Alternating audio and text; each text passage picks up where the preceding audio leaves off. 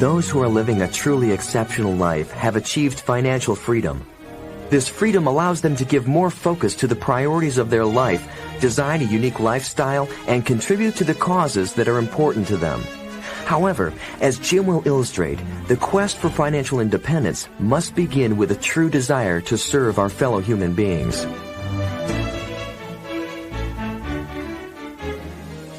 Let's now cover financial independence. At least we'll get started. Everybody has to wrestle now with their own concept of financial independence or getting rich or becoming wealthy. I know some people are a little uncomfortable with those kind of phrases, and I can understand that. You know, we've heard the phrase, which is true, to love money would certainly be evil. But money's not evil. There is some evil ways to acquire it. The difference between greed and ambition. Contrary to the movie Wall Street, greed is not good. Greed is evil and must be dealt with. Greed is evil. Greed hopes for something for nothing. Greed hopes for more than its share. Greed hopes for something at the expense of others. We call that evil. Right, we should lock them up. It's true. Make them pay the price. Greed is not good. Here's what is good. Ambition. Legitimate ambition. Legitimate ambition says, I only want something at the service of others. Not the expense of others, but at the service of others. Jesus gave the greatest scenario for success when he said, whoever wishes to be the greatest, nothing wrong with wishing to be the greatest. It's called enlightened self-interest. But he gave the key to those who wish to be the greatest. Here's what he said, find a way to serve the most. Service to many leads to greatness. Not the expense of many. Not at the calamity of many. The greed for power caused Stalin, in his day and time, to kill 30 million of his own countrymen. His greed and lust for power was so powerful. It is true. Absolute power corrupts absolutely. Stalin, probably one of the best examples. He was willing to kill 30 million of his own countrymen to satisfy his greed for power. Power at the expense of others, not at the service of others, but at the expense of others. But Jesus turns the whole scenario around and says, to be the greatest, the most powerful, is a worthy ambition as long as it's done in this mode. Here it is, at the service of many. Service to many leads to great wealth. Service to many leads to great recognition. Service to many leads to great satisfaction. Zig Ziglar probably said it as well as anybody could say it. If you help enough people get what they want, you can have everything you want. That's not greed. It's called legitimate ambition at the service of. But I know some people have, they're struggling with this idea, and we talk about how to get rich. I've been teaching kids, all these years. How to be rich by 40, 35 if you're extra bright, much sooner if you find a unique opportunity. And some people are a little disturbed by that, teaching kids how to get rich. Teaching kids how to make a fortune. So I've modified it a little bit, and here's the best I've been able to come up with. And that is the goal to become financially independent. A little softer than rich, a little softer than make a fortune, and sometimes it's a little easier for it to go down, or at least comprehend, if it's put, I think, in these terms, financial independence. Here's my definition of financial independence. The ability to live from the income of your own personal resources.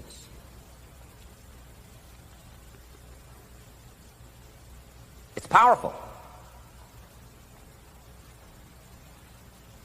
And I think it's a worthy goal. I think it's a worthy and legitimate ambition. To render good service, to develop skills in the marketplace, and to become so valuable that you can have the resources, and finally, have enough resources, well invested, to where you could live independent from the income of your own personal resources. Then if you do wise things with your resources and the income, all the things you'd like to do, the projects you'd like to support, things you'd like to take care of that you can't take care of now, I think it's a worthy ambition, financial independence.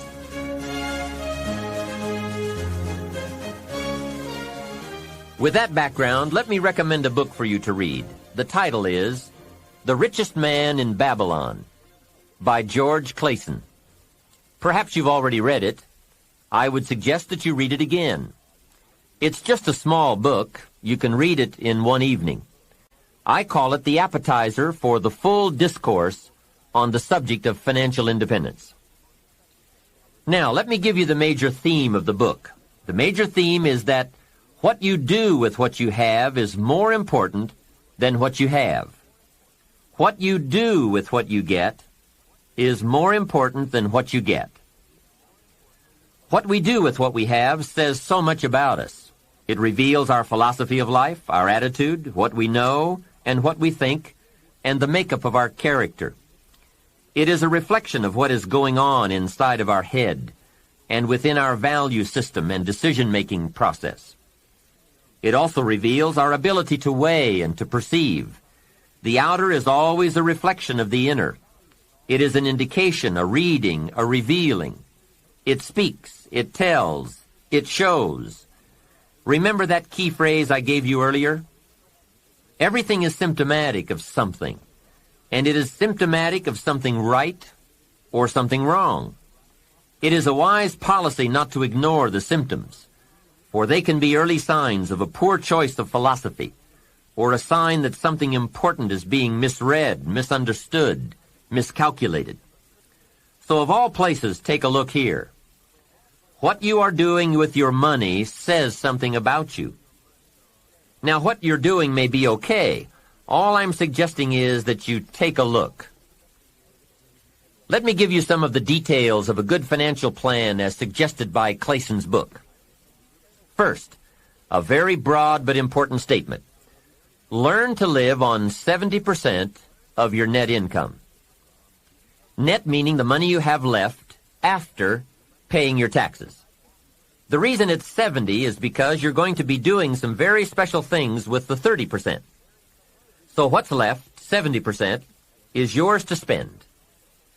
Now let's talk about the all-important subject of how you allocate the 30%. I remember one day saying to Mr. Schoaf, if I had more money, I would have a better plan. He said to me, Mr. Rohn, I would suggest that if you had a better plan, you would have more money. So it's not the amount that counts, it's the plan that counts. It's not what you allocate, it's how you allocate it. Here's the first part of the allocation process. Of the 30% you're not spending, 10% should go to charity, giving back part of what you have taken out to help those who cannot help themselves. I think that's a good percentage. Now, you can pick your own percentage. It's your life, and it's your plan. But giving your money to a church or to an institution is a good idea. More often than not, they can find the people who are in need. But whether you administer it yourself or give it to an institution to distribute, 10% should be given to charity. And by the way, the best time to teach this allocation process is when a child gets his first dollar. Take him on a visual tour. There's nothing better than visual to illustrate what you're trying to teach. Take him to where some very unfortunate people live who cannot take care of themselves. Kids have big hearts. If they see the problem, they won't have any trouble giving a dime out of every dollar. And one more thing. The time to start this is when the amounts are small. It's pretty easy to flip a dime out of a dollar, and it's a little more difficult to give away 100,000 out of $1 million. You say, oh, if I had $1 million, I'd give 100,000. I'm not so sure. That's a lot of money. Best we start you early, so you will have the habit before the big money comes your way. Now, here is what to do with the next 10%. Set aside 10% for capital you manage. That is, capital you find ways to utilize. Do some buying and selling yourself. Buy something, fix it, and sell it. Engage in commerce, even if it's only a part-time venture. Your home is a major capital project. In my opinion, we should all engage in capitalism in this country. Here, we believe capital belongs in the hands of the people. Communism teaches that capital belongs in the hands of the state. That's a great difference in ideology. I guess communism feels that humans are too dumb and stupid to know what to do with capital. So it should all be given to the state. Let the state run everything, and let the people meekly show up for their work assignments. In our country, we believe the genius to know what to do with capital resides in the populace, the people, the genius to come up with ideas for goods and services brought to the marketplace. It has built a dynamic enterprise known as capitalism and has created opportunities in abundance. Now, here's the third 10 cents from every dollar, and that is capital you provide. Take 10 cents out of every dollar and put it in a financial institution. And now we have come to a major benefit for all of us if you bring this 10% of your earnings to the marketplace. You see, some projects in our society need more capital than one person can provide. So we have a system whereby all of us can loan or invest our money in capital provided, so that large businesses can be built to provide more jobs and products and service and help create an even more dynamic society. So 10 cents out of every dollar should go into a savings account. I really prefer to call it an investment account because, and kids will love this, they pay you for the use of your money. You can get back the money you loaned, and you will have more profit from what you are paid for the use of your money. And be sure that you teach this, that if kids start this program from whatever they earn on a job, or in engaging in enterprise, or both, while they are in their teens, by the time they are 40, they will be wealthy enough to be able to do what they want to do the rest of their lives, instead of all their lives doing what they have to do. Now, from your teenage years, it could take a much shorter period of time to become financially independent, depending on what ideas and opportunities you take advantage of. Mrs. Fields developed a new chocolate chip cookie and became a millionaire before she was 30. Mrs. Fields chocolate chip cookies. What an example of capital in the hands of the people, not in the hands of the state. A 10-year-old takes $1, searches around the community and finds a broken, abandoned wagon, pays $1 for it, brings it home, cleans it up, sands off the rust, paints it till it's shiny and new, straightens out the wheel, and sells the like-new wagon for $11. You ask, does a 10-year-old deserve $10 profit? And the answer is, of course. Society now has a mended wagon. And that's what it's all about. Find something and leave it better than you found it. Create a value. Build an equity.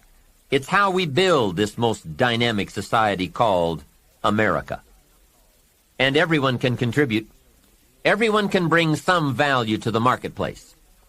We can all be students of capital, profit, equity, and value. We can all engage in enterprise. We can all participate in the disciplines that bring wealth of lifestyle and treasure. All of us and our children can build the most powerful and attractive society ever. We have the knowledge, the tools, the schools, the market, the resources. All we need is the will. Let each of us begin. Its riches are for the having.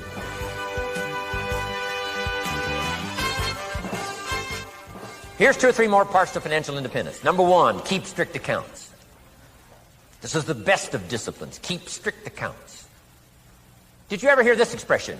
I don't know where it all goes. Did you ever hear that? I don't know where it all goes. Oh, we'd love to have you run our company. You don't know where it all goes. Whoa. Did you ever hear this? It just gets away from me. It just gets away from me. We'd love to turn the world over you. It just gets away from you. Come on. You got to have better disciplines than that. Let that be the 90%. Let that be the scenario of the 97%. But don't let it be your scenario. Don't let it become your philosophy. Keep strict accounts. Next, a new attitude. I had to develop a new attitude as well as new concepts. Here's what I used to say. I hate to pay my taxes. Shoaff said, well, that's one way to live. I thought, well, doesn't everybody hate to pay their taxes? He said, no. No, a few of us have gotten way past that. He says, once you understand what taxes are, here's what taxes are in our governmental system in our society. Taxes is how you care and feed the goose that lays the golden eggs. Democracy and liberty and freedom. Free enterprise. Wouldn't you want to feed the goose that lays the golden eggs?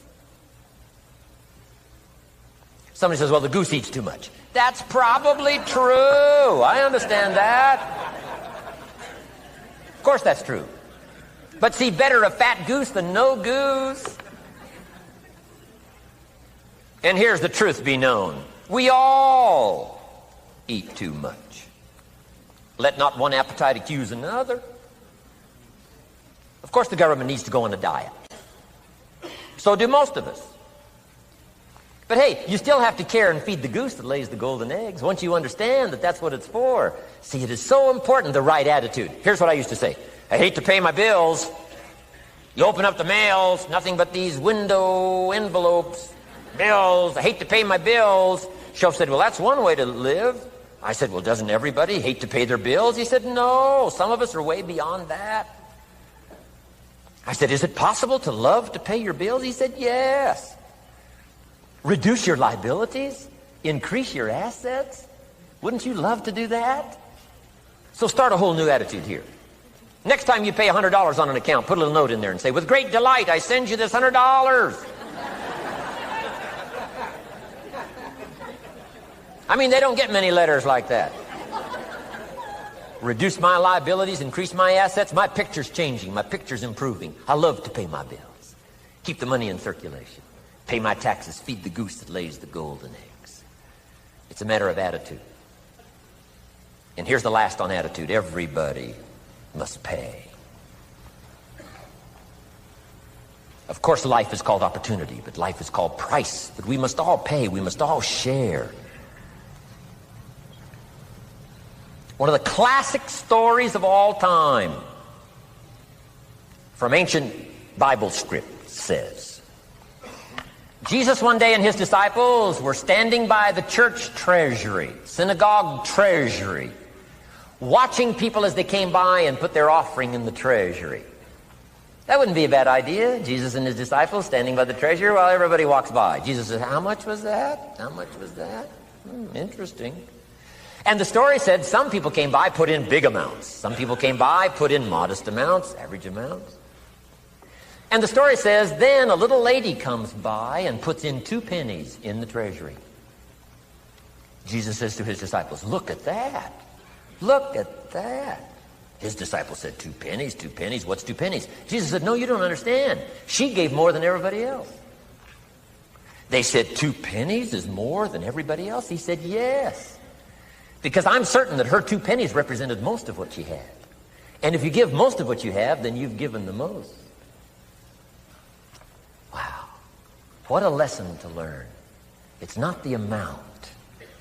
It's what it represents of your life that counts. Now let me give you the wisdom of the scenario that did not occur. And this is the greatest of wisdom. And in my own particular, peculiar brilliance, I have the ability to record for you what was not recorded in the scenario of the story. Here's what did not occur, which may teach us one of the greatest of the wise things that was taught in this scenario. Here's what did not occur in the scenario. Jesus did not reach into the treasury and get this little lady's 2 pennies and run after her and say, here, little lady, my disciples and I have decided that you're so pitiful and you're so poor that we've decided to give you back your 2 pennies. I'm telling you, that did not occur. If it would have occurred, she would have been what? Insulted. She would have rightfully said, I know my 2 pennies aren't much, but it represented most of what I had. And would you insult me by not letting me contribute what I wanted to contribute, even if it's only 2 pennies? I'm telling you, that did not occur. Here's part of the wisdom of the story that was not recorded. Jesus left her pennies in the treasury, meaning everybody has to pay, even if it's only pennies. That's the key. And whether you start with pennies or whether you start with dollars or whether you start with nothing, Remember, part of the scenario is to spend, of course. Part of the scenario is to invest, and part of the scenario is to show a profit, and part of the scenario is to help take care of people who can't take care of themselves. If you'll set up your own philosophy, I'm not asking you to buy my philosophy. I'm not asking you to adopt my numbers. I'm only wanting to provoke you to think, for you to come up with a splendid economic philosophy that's got you up early and got you up late. It's got you thinking and pondering ways to use your resources and turn it into the dreams you want for the future.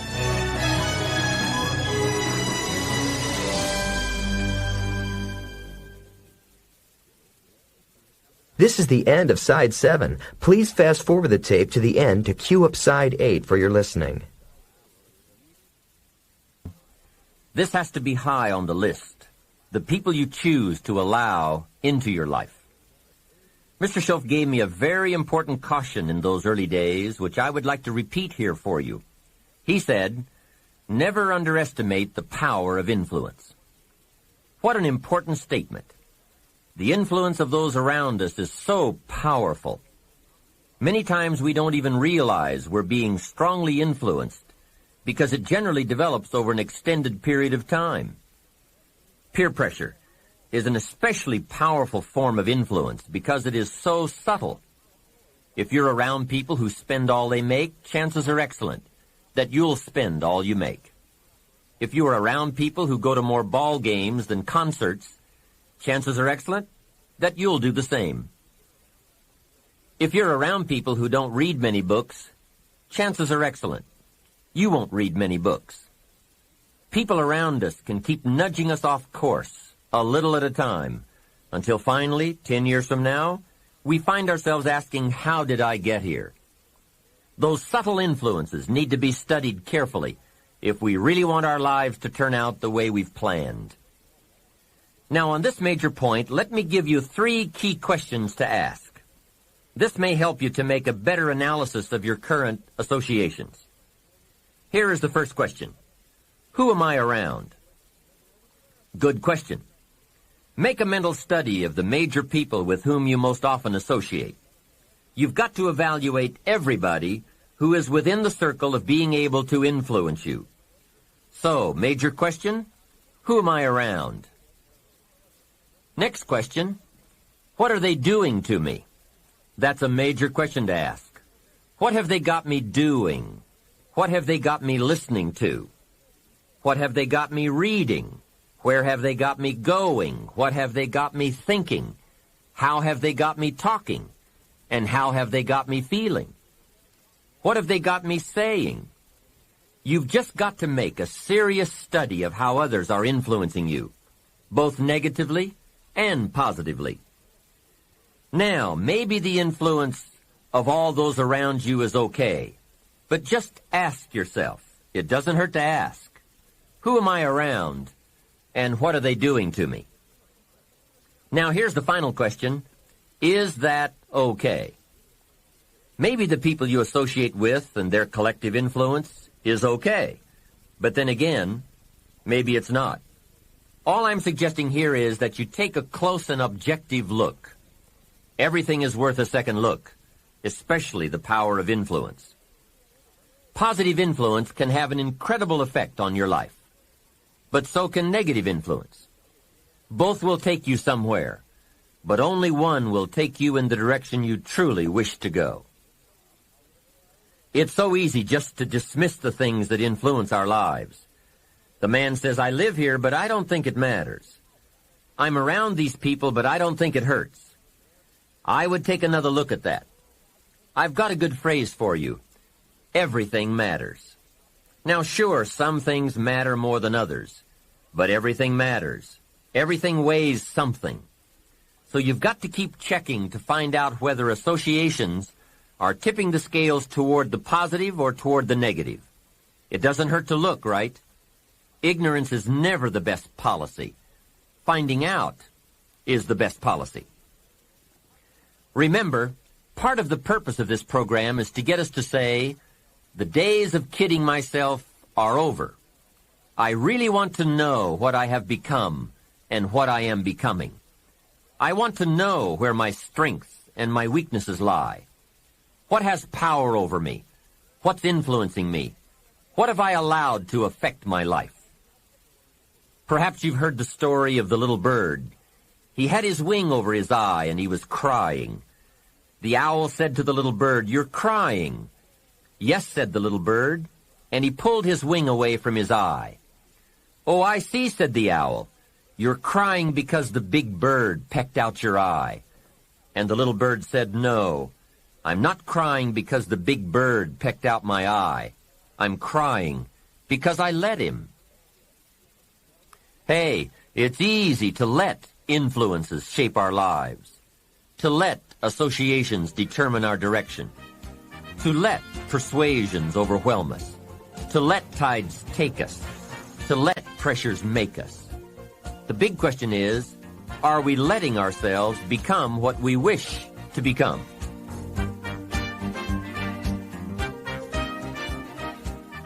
In this most important subject of association, here are some actions you may want to take. First, disassociation. You may, after a study of those 3 questions, who am I around, what are they doing to me, and is that okay, you may come to the serious conclusion that there are some people you just have to break away from. I'm not saying that it's an easy step to take, and it's not to be taken lightly. However, I am saying it may be an essential task. You may just have to make that hard choice not to let certain negative influences affect you anymore. Remember, it could be a choice that saves the quality of your life. The second action you may want to take is limited association. It could well be that you are spending too much time in a certain area of your life with a certain group of people. It's easy to put time and effort in the wrong place. The guy spends 3 hours at the ball game and 30 minutes listening to the sermon. See, that's called out of balance. 30 minutes for spirituality, 3 hours for entertainment.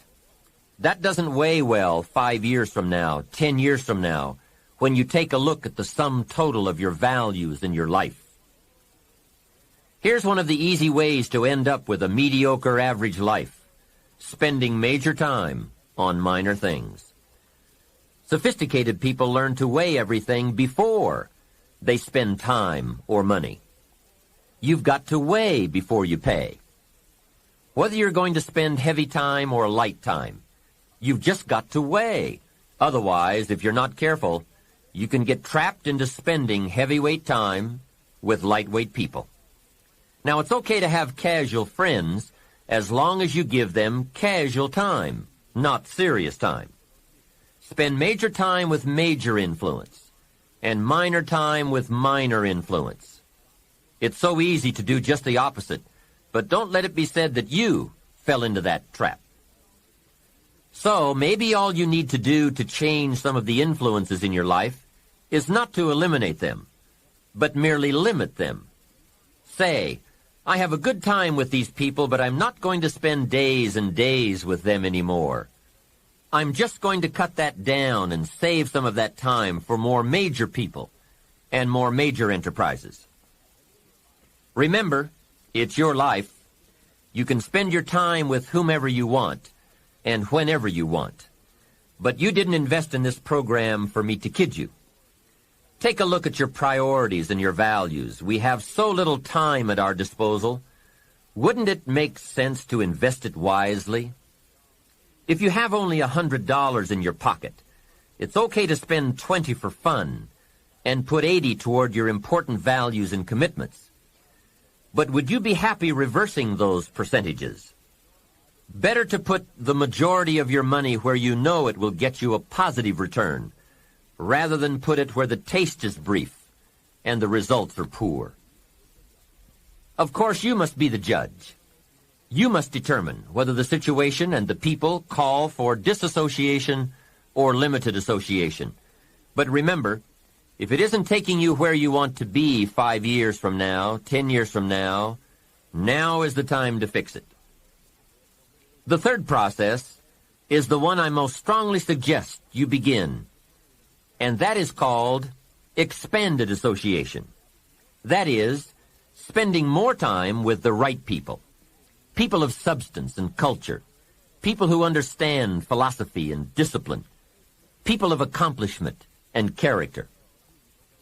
Many years ago, Mr. Schoaf said to me, "Mr. Rohn, if you truly wish to be successful, you've got to get around the right people." Then he said, "It looks like in your present circumstances you're going to have to plot and scheme." And that was true. I had to plot and scheme to get around the right people. On some of those early opportunities I had to be around successful people, I would park my car a couple of blocks away. I knew that if they saw my car, I'd never get in. On more than one occasion, I got the question, "How did you get here?" To which I would respond, "Oh, someone dropped me off." And that was me dropping me off a couple of blocks away. Whatever you have to do it. Keep asking the question, who can I get around? Who could I spend some time with who would have a positive influence on my life?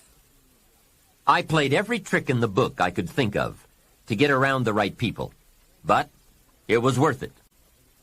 Now here's the surprise. It is possible for a modest investment to get around major people. If you had a chance to sit down for an hour or two with a wealthy person, and all that you had to do was to pick up the lunch tab, wouldn't that be a bargain? That person might drop an idea on you that could change your life. For a lunch tab. And that's where we need to go to get our success plan, from successful people. Don't pick up your plan, especially your financial plan, from unsuccessful people. Here is something else exciting. It's possible for people of modest means to start a wealth plan. You don't have to be wealthy to have a wealth plan. You don't even have to be healthy to start a health plan. All you have to be is smart. Smart enough to say, "Hey, I've got the wrong plan, and I'm going to get around someone who has a better plan and make it my plan." So, find some successful people to help you fill out your success plan. Find somebody healthy to get your better health plan going. Find somebody living a unique lifestyle to develop your lifestyle plan. This is called association on purpose, getting around the right people by expanding your circle of influence. I have a really unique friend. I'm always trying to find more ways to spend more time with him. He's the big game hunter, millionaire, businessman, traveler, and in my opinion, one of the world's great philosophers. He has two special gifts among many that make it worth all the time I can possibly spend with him. And those gifts are, 1, the ability to absorb, the ability to soak up a day and all of its events. His memory is uncanny. I swear he remembers in detail almost every day of his life and every book he's read. Then he has this second unique gift, the gift of expression. He can put all he saw and touched and felt into words, exciting words. When he talks, you can feel the water lapping on your feet. You can see the colors. You can smell the aroma of the flowers and the food. What great gifts to absorb and to express. If I spend a day with him, I get my time's worth. He can put a year into a day's conversation. It leaves you spellbound. He can read a book and with flawless detail give you a capsule version, and more often than not, make it more exciting than if you read the book yourself. From Shakespeare to the Beatles, from Africa to Beverly Hills, he's got it, recorded it, and can express it with spirit and precision. You can imagine what a valuable association this is for me. From this association, I've multiplied my knowledge, my perception, my skill, my enterprise, and my lifestyle many times over. Here's another good question for you. Where do you go for your intellectual feast? Where do you go? Pity the man who has a favorite restaurant, but not a favorite thinker. He's picked out a favorite place to feed his body, but he doesn't have a favorite place to feed his mind. One way to associate with people of influence is through their writings, books, cassette tapes, whatever you can pick up. Maybe you can't meet the person, but you can read his books or listen to his cassettes. Churchill's gone, but he's left some books. Aristotle's gone, but we still have his ideas. Search the catalog for cassettes and libraries for books. Search the magazines, search the documentaries. They are full of chances for association and intellectual feasting. But in addition to reading and listening, we also need a chance to do some talking and sharing. I have some people in my life with whom I spend time on a regular basis, who help me with important life questions, who help me refine my own philosophy, weigh values, and ponder questions about success and lifestyle.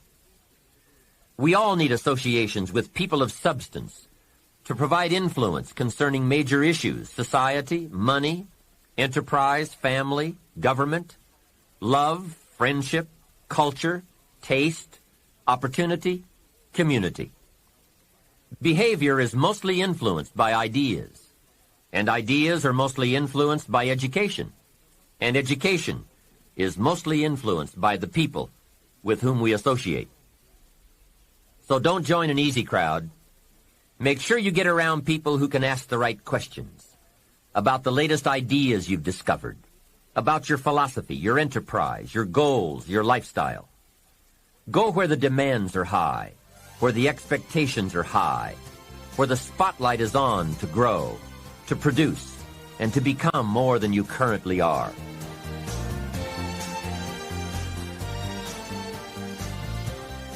One of the great good fortunes of my life was being around Mr. Schoaf those 5 years. During that time, he shared with me, at dinner, on an airplane, at a business conference, in private conversation, with a group, all those ideas that caused me to make the helpful and necessary adjustments in my thoughts and activities. And those daily changes, some so very slight, so very important, added up to such weighty sums in 1 year, 3 years, and 5 years. A big part of the value of this association was having Mr. Schoaf repeat the ideas over and over.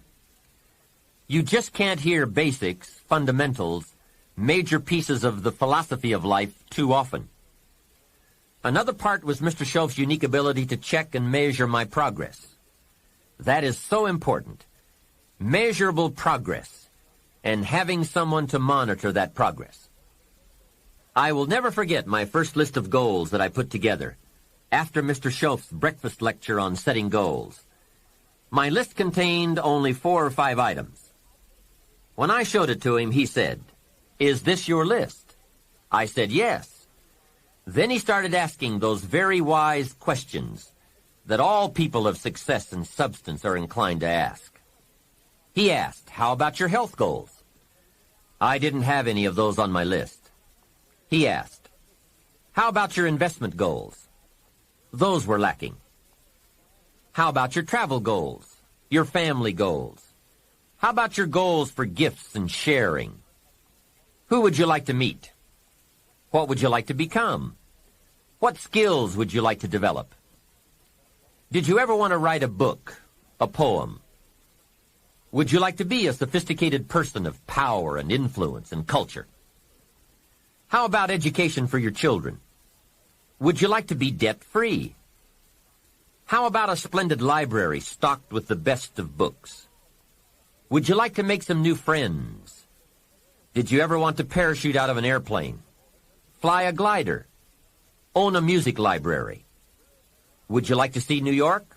Visit Paris? Explore Rome? Do you need a ranch someday, a cabin in the mountains?